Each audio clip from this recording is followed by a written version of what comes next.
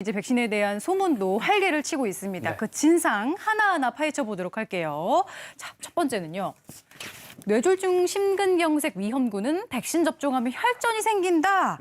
이런 걱정하는 분들 적지가 않은데요. 네, 정재훈 교수님께 바로 정답을 한번 확인해 볼까요? O인가요? X인가요, 교수님? 네, 당연히 X입니다. 네. 우리가 백신 접종으로 생기는 혈전은 똑같은 혈전이 아닙니다. 백신 접종 후에 생기는 혈전은 면역학적인 기전으로 생기는 것이고요. 오히려 나이 드신 분들보다 젊은 분들에게 더 많이 생기는 것으로 되어 있습니다. 거기에다가 우리나라에서 백신 접종 후에 생기는 혈전증은 발생률이 유럽이나 미국 국가보다 10분의 1 정도 수준에 불과하거든요. 그래서 조금 더 안심하실 수 있을 것 같고요. 그리고 일반적으로 심근경색이라든지 뇌졸중이 있는 분들은 고혈압이나 당뇨 같은 기저질환을 가지고 있으실 수 있습니다. 그런 분들은 코로나19가 더 위험하시기 때문에 네. 반드시 꼭 접종을 하셔야 됩니다. 저희가 이 시간을 통해서 항상 언급을 드림에도 불구하고 계속해서 얘기가 나오고 있습니다. 혈관 질환을 앓고 있는 분들은 코로나 백신을 맞으면 된다? 안 된다 걱정하시는 분들 많은데요. 코로나 백신 그래도 맞아야겠죠?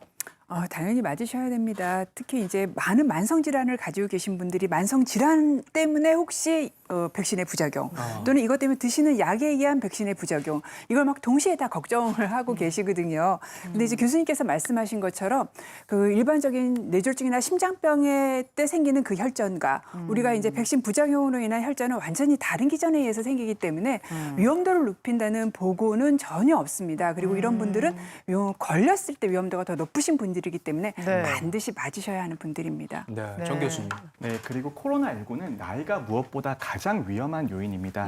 많은 어르신들이 이미 1차 접종을 하셨을 텐데요. 접종하시고 나면 마음이 많이 편하실 겁니다. 그리고 이제 어르신들 경우에는 고혈압이나 당뇨 같은 만성 질환이 있을 수 있고요. 연세도 있으신 데다가 만성 질환까지 있으시면 코로나19로 사망할 위험이 급격하게 높아지기 때문에 꼭 접종을 하셔야 됩니다. 그렇군요. 그런가 하면 이제 백신 종류에 대한 궁금증도 굉장히 네. 많던데요. 소문의 진상 파헤쳐 봅니다. 두 번째는요. 값싼 아스트라제네카 백신보다 비싼 화이자 백신이 안전하고 효과 높다. 아이고야. OX 정답 뭘까요, 교수님? 네, 정답은 X입니다. 예. 백신의 효과와 과격은 관계가 없습니다. 화이자나 모더나 백신 같은 경우에는 새로운 기술로 만들어져 있고요. 원재료가 비싸기 때문에 가격이 높은 측면이 있고 또 하나 꼭 말씀드리고 싶은 것은 아스트라제네카 백신 같은 경우에는 영국의 옥스포드 연구소에서 만들었거든요. 근데 옥스포드 연구소에서 아스트라제네카에 제공을 하면서 전 세계의 보건을 위해서 이윤을 추구하지 말 것을 명시한 상태입니다. 그렇기 때문에 화이자나 모더나 같은 경우에는 제약회사의 적정 이윤이 반영이 되어 있습니다. 하지만 아스트라제네카 백신은 이윤이 반영되지 않은 데다가 조금 더 가격을 낮추기 위해 적극적으로 위탁 생산을 하고 있거든요. 네. 그렇기 때문에 우리나라에서도 이 백신을 생산할 수 있게 된 것이죠. 그러니까 싼 게 비지떡 이런 식으로 생각하시면 안 되고 이렇게 각각의 특성이 다르다 이렇게 이해하시면 될 것 같아요. 자, 그 다음입니다. 백신 맞고 부작용이 덜하면 항체가 잘 안 생긴 것이다. 요즘 이런 얘기 많아요. 그러니까요. 저도 이런 얘기 들었는데요. 네. 이상 반응이 생겨야지만이 오히려. 예, 항체가 생기는 거라고 얘기 들어서 약간 일리가 있는 것 같기도 하고. 근데 백신을 접종해서 나타나는 증상과 항체 형성 효과 좀 차이점이 있을까요, 없을까요? 네, 정답은 또 X입니다. 그래서 우리가 백신 접종하고 나서 어떤 경증 이상 반응이 나타나는 것과 실제 면역이 형성되는 것, 백신의 효과 사이에는 관계가 없습니다. 대부분의 경우에는 백신 접종하시고 나서면 반응성이라고 해서 젊으면 젊으실수록 경증 이상 반응이 더 높게 나타나는 경우들이 있긴 합니다. 하지만 다양한 연구에서 증상이 생겼다고 해서 면역이 생기는 것이 아니고 생기지 않고 그다음에 증상이 없다고 해서 면역이 안 생기는 것이 아니라는 것. 네. 그런 것들이 증명이 잘 되어 있고요.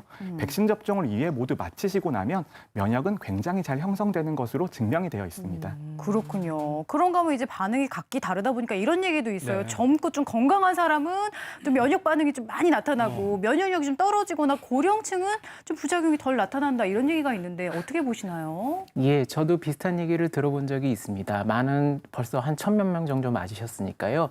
백신 접종하고 각자의 경험담을 소개해 주시기도 하고 그러는데요. 실제 뭐 제가 많이 보는 갑상선 질환 같은 경우에 있어서는 자가면역 질환이니까 나이가 드신 분에 비해서 젊은 분들한테 좀 활성이 많이 나타나기도 하고요. 근데 이게 절대적인 사실은 아닌 것 같습니다. 나이가 드셨는데도 불구하고 특별하게 그러니까 심한 뭐 부작용 같은 것들을 경험하시는 분들도 있지만 네. 젊으신 분들 같은 경우에 있어서도 특별히 부작용 같은 거, 뭐 어떤 몸살 기운 같은 거 좀 경험하시지 않고 쉽게 넘어가시는 분들도 계십니다. 네. 정 교수님. 네, 아무래도 경증 이상 반응은 젊으신 분들이 더 많이 느끼시는 경우들이 많습니다. 면역력이 좋기 때문에 반응성이 좋으시기 때문이거든요. 하지만 역설적으로 이 점은 어르신들이 접종하실 때 굉장히 안심하실 수 있는 부분이기도 합니다.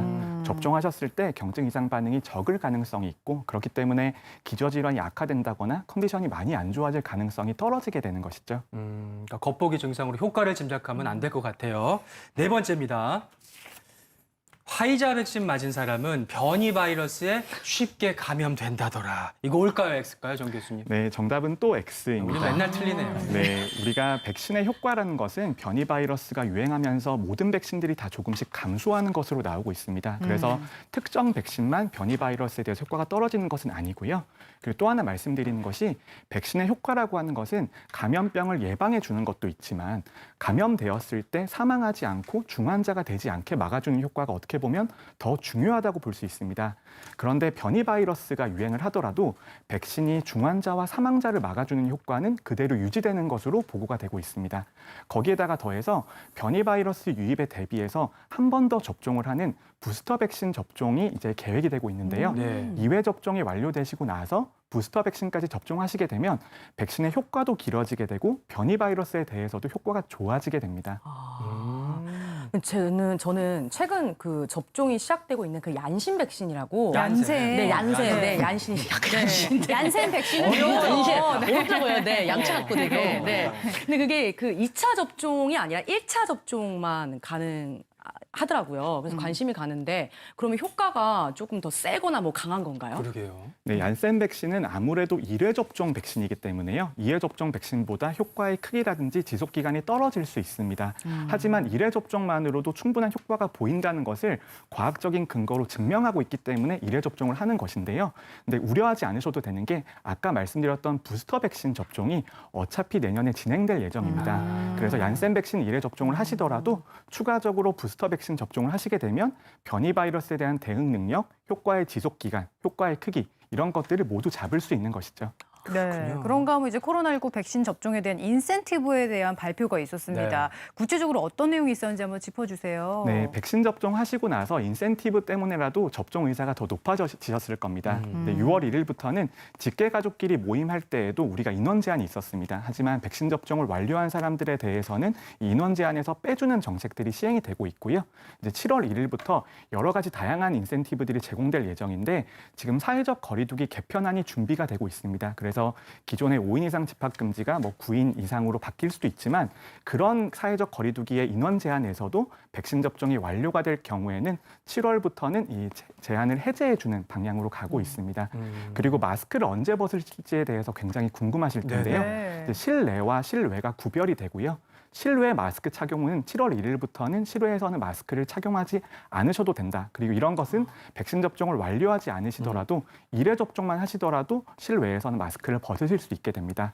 그런데 실내에서 어떻게 마스크를 쓰고 벗을지, 그다음에 나머지 사회적 거리두기 정책을 어떻게 바꿀지는 네. 앞으로의 유행 상황에 따라서 달라지게 될 겁니다.